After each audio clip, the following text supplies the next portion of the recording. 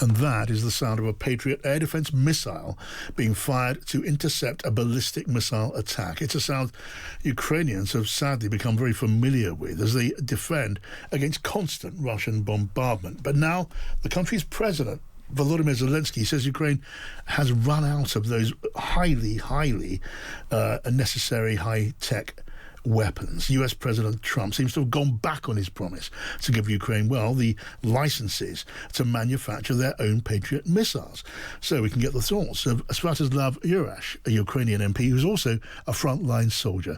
Sviatoslav, thank you for joining me. Greetings. Greetings to you. Now, I want to talk about the shortage of interceptor missiles in Ukraine and what that means for the war in Ukraine. Let me ask you first of all, though, about the front line where you serve. It is said to be holding reasonably well. The Russians are being held back. The reports from the front line from that point of view have been encouraging for Ukraine. What does it mean on the front line, Sviatoslav, for the soldiers fighting there?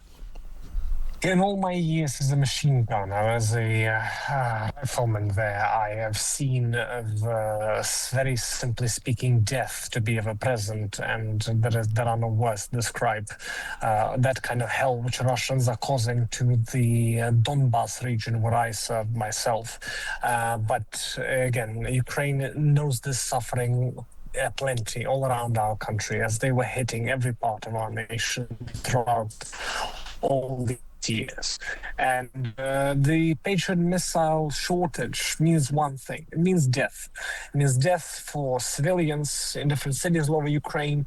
It means death of all the efforts that we are building up in terms of the infrastructure, conduits that are supplying our nation throughout this ordeal. And it means death to the logistical and military developments that our industry is fast developing. And again, for us, it's a great injustice that we have to renegotiate the same point about providing licenses to make it ourselves. Because again, we have tried to be creative in terms of finding solutions to all these hellish realities Russians imposing on us. And for us to continue in this endless negotiations with America is as sad as can be. Yeah. But again, we are supported by eternal words of Winston Churchill that America always chooses the right option after exhausting all the others. Well, that will be the hope. And on the front line, for a frontline soldier, the reports of Russian ballistic missiles striking buildings at home, that will be a great worry for soldiers on the front line. Indeed, but as far as the front lines are concerned, there are various other means the Russians are employing there. Russians are using CAB missiles, which are shorter, faster, and closer. And again, as far as cities all over Ukraine, like Kiev, where I am right now, you have at least a moment where you have the air raid siren. You can prepare in different kind of ways against the hell the Russians are incurring here. And the front lines don't have that possibility. You have drones zipping all around you, and you never know which drone this is, and you don't know where it's aimed or whether it is going to be the end of you. Right. When it comes to the people at home in Kyiv and in other Ukrainian cities, knowing that Russian ballistic missiles are being fired in some numbers now, and the most effective defense against those missiles is no longer there. What does that mean for the morale, for the thinking of the people at home in Kyiv and other cities?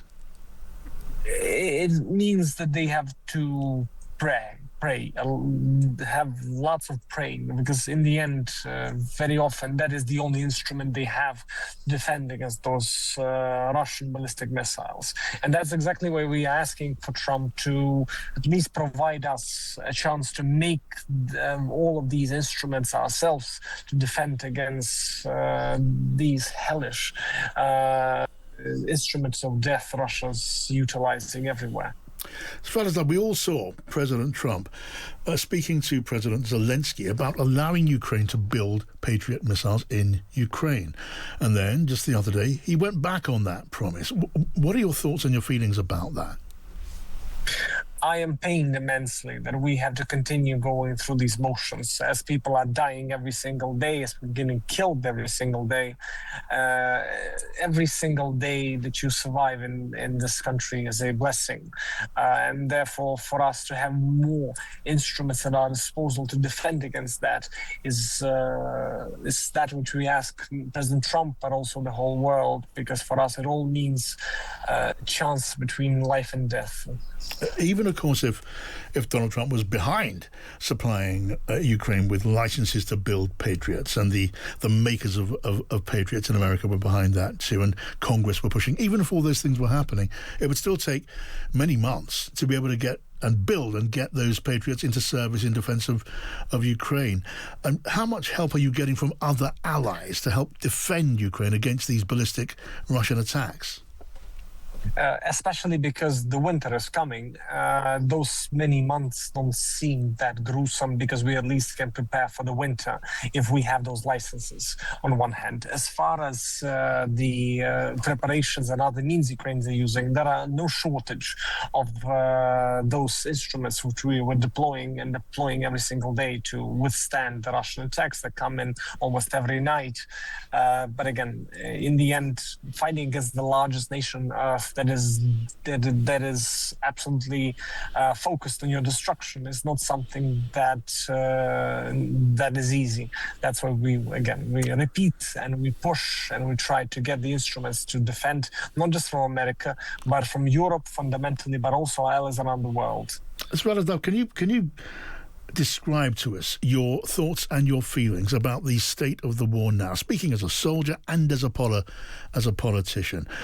Enormous damage is being inflicted on Russia now. Putin is under, from all we hear and see, Putin is under enormous pressure too. It is all at great cost to Ukraine, but the line is being held. How are you feeling about that now?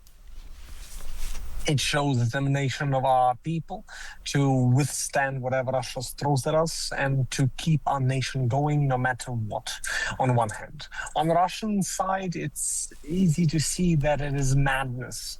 Every single day of it going on is madness, and it's not a surprise that I see all these people, such as Russian oligarchs and various spokespeople for opposing forces against the Putin regime, coming out and showcasing how maddening all of the loss that it incurs to Russian people is. But again, for us, the point is to only showcase to Russia that this war has cost, and that we will not go down without a fight, and we will make them pay for every single inch that they take.